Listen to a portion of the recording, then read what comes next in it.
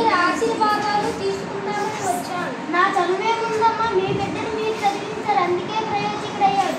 ఆ రోజు చదువుకుంటే ఏమొస్తుందిలే అనుకుని సుమంత్ చేపల వేటకి తీసుకువెళ్ళే వాళ్ళం. అవును సుమంత్ బడికి రాకపోతే నా మనసు ఊరుకునేది కాదు. ఆ రోజు అవునయ్య, మీరు మా ఇంటికి ఎన్నోసార్లు వచ్చారో, ఎంతగానో బతిమాలారో. నేనే బడికి పంపేదాన్ని కాదు, పైగా విసుక్కుండేదాన్ని. మీరు నా మనసు మార్చి ఎలాగైనా బడికి పంపేలా చేశారు. మీరే లేకుంటే నా బిడ్డ ఎందుకు పనికి రాకుండా పోయేవాడు. అవును గురువు గారు, ఆ రోజు మీరు చెప్పిన పని వల్ల నా జీవితం మారిపోయింది. నాలాగా బడి మాంచిన పిల్లలు ఎంతో మంది ఉన్నారు.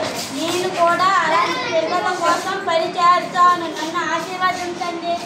సుమంత్, నాకు చాలా గర్వంగా ఉంది సుమంత్. నీ ఆశయం చాలా గొప్పది.